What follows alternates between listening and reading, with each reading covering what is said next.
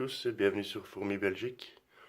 Alors on se retrouve aujourd'hui pour... je vais vous montrer 4 nouvelles aires de chasse que j'ai fait.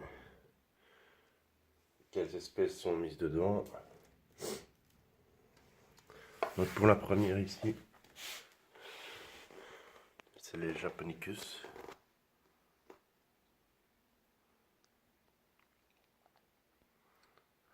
Donc pour l'aire de chasse c'est simple. Une semelle en plâtre. C'est tout pareil, hein, semelle en plâtre. Partout. Simple plâtre pour les aires de chasse. Un petit peu de décoration hein, que je renettoie toujours. Les pierres sont lavées. Les bois aussi. Le sable vient d'une animalerie. Je ne sais pas pourquoi d'ailleurs. C'est sec mais il y a un effet brillant. Vraiment comme s'il y avait du vernis sur la dalle. Donc, là c'est l'aire de chasse pour les Japonicus. Elle est quand même assez grande. Elles sont dedans depuis hier. Hein. J'avais mis des crevettes, pas des camarus. Et elles ont tout ramené pour boucher là. Je sais pas pourquoi elles s'amusent à faire ça.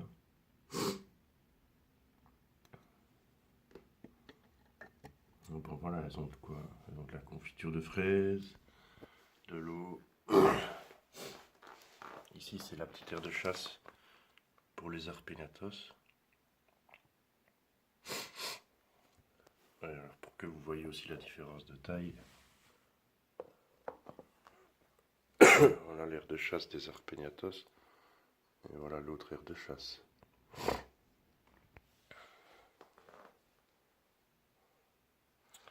Donc elles aussi elles ont de l'eau, des camarus. Je ne sais pas encore si elles sont déjà sorties ou pas. Troisième aire de chasse, toujours pareil, hein, plâtre, sable, pierre et tiges de ronces. Je profite que mes acromyrmex bouffent des ronces pour récupérer les tiges et m'en servir de décoration. Celle-ci sera pour la deuxième colonie d'Arpegnathos que j'ai d'ailleurs déménagé du tube là-dedans. Donc elles sont vraiment tranquilles, hein. Ça n'arrête pas.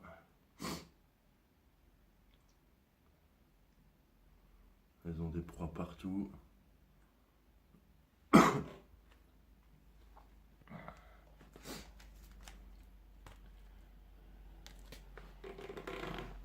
Donc elles vont aller dans celui-ci.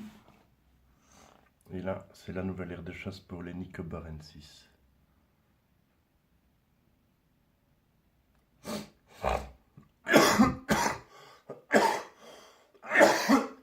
Excusez-moi. Un petit peu malade. Alors ce que je fais aussi pour les pierres, bah, toujours pareil, je les nettoie avec du produit de vaisselle ou n'importe quoi. Et lui, bah, le bois, c'est un peu plus compliqué parce qu'avec l'humidité, ça peut pourrir. Donc ce que j'ai fait, moi, c'est... Déjà, je l'ai congelé 48 heures. Ensuite, je l'ai cuit à 200 degrés pendant une demi-heure, 1 heure. Ensuite, je l'ai retrempé dans l'eau avec du bicarbonate de soude pour éliminer tout ce qui pourrait être résidus et crasse et bactéries, on ne sait jamais. Même s'il y a 200 degrés plus la congélation avant, c'est pas censé survivre, mais bon. Au moins, moi, je suis sûr. Il n'y a plus aucune moisissure qui tient, ni rien. Et une fois qu'il est trempé, ben, je le refais sécher, et voilà. C'est parti.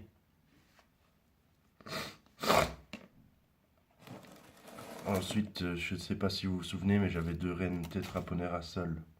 Une dont les ouvrières sont mortes après l'achat, et l'autre, elle est arrivée seule du colis. Donc j'ai tenté une polygyne. Je les ai mises ensemble. Il y en a une qui est ici, l'autre qui est vers ce trou-là. Ça fait déjà à peu près une semaine qu'elles sont ensemble et elles ne sont pas tuées. Elles se sont déjà rencontrées plusieurs fois, elles ont déjà même passé un moment dans le même tube, enfin dans la même zone, je veux dire, sans vraiment poser de problème. Donc, à voir sur le long terme. Pour le moment, je n'ai pas encore remarqué de ponte. En même temps, il y a eu beaucoup de changements pour elle à chaque fois. Donc voilà, il n'y a plus qu'à attendre avec de la patience. J'espère que ça va aller. Sinon, voilà pour les 4 nouvelles aires de chasse. Je sais pas si j'avais déjà montré les nouveaux nids avec les fédoles. Elles sont toutes pour le moment à l'entrée. L'aire de chasse, ça vaut pas la peine de la montrer. C'est un truc momentané, donc c'est pas très propre, pas très beau. Donc voilà, pour le petit suivi de ce temps-ci.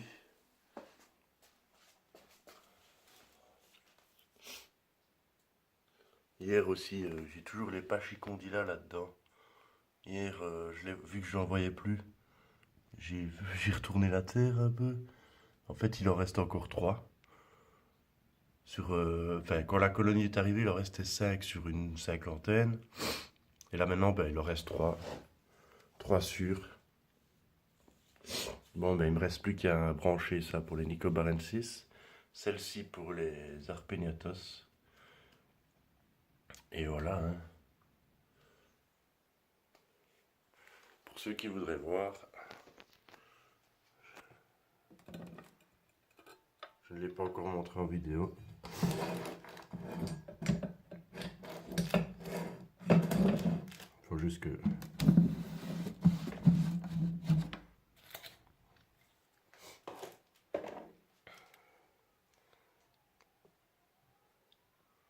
Le petit scorpion, enfin le petit, il a quand même une bonne taille.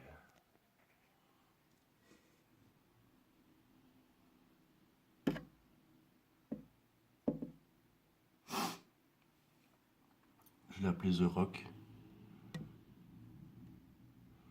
Comme l'acteur dans Le Roi Scorpion, et comme ça c'est pas compliqué.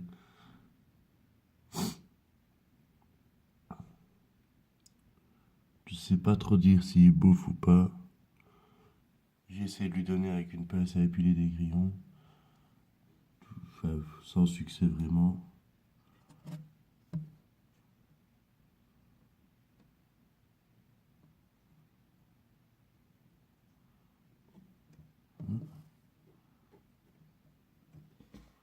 On va pas trop l'exciter, parce que quand il s'énerve, il s'énerve.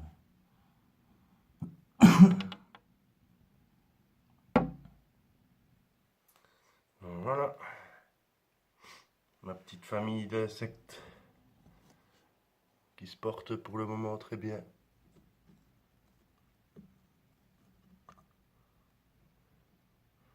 Normalement, il va vite y retourner.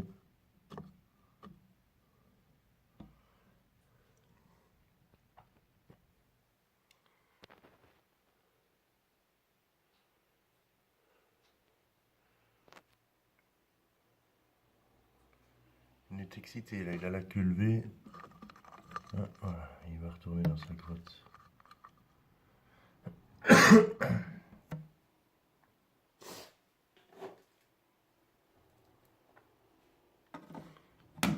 Même si ça ne s'est pas monté, je préfère toujours refermer.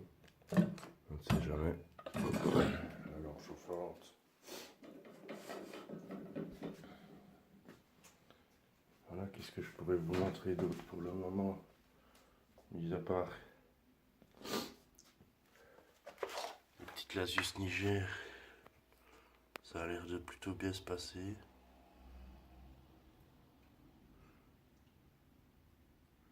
Elles ont un beau couvert, celles-ci. Il y a pas mal d'œufs. Une belle physiogastrie aussi. Elles ont toutes l'air d'avoir bien mangé.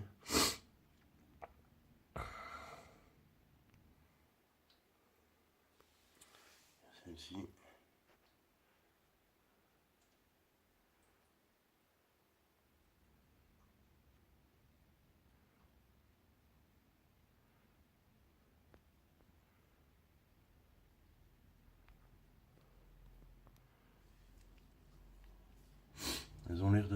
manger aussi. Ensuite, je ne sais plus trop.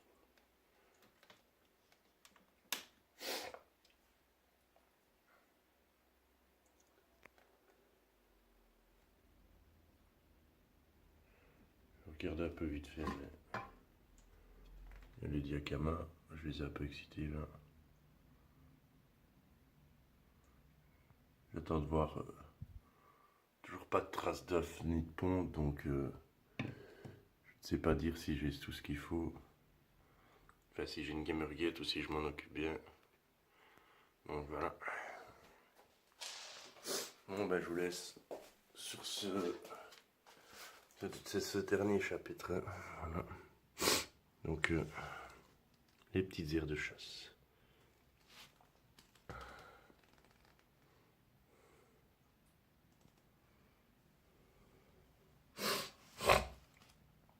N'hésitez pas à me dire ce que vous en pensez en description.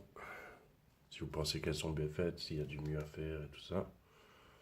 Et voilà. Et oui aussi, n'hésitez pas à me dire si vous préférez les lives ou les vidéos comme ça en commentaire. Je n'ai pas encore fait un seul live et je sais qu'il y en a qui aiment bien. Donc si vous voulez du live, il suffit de le demander. Merci à tous, au revoir.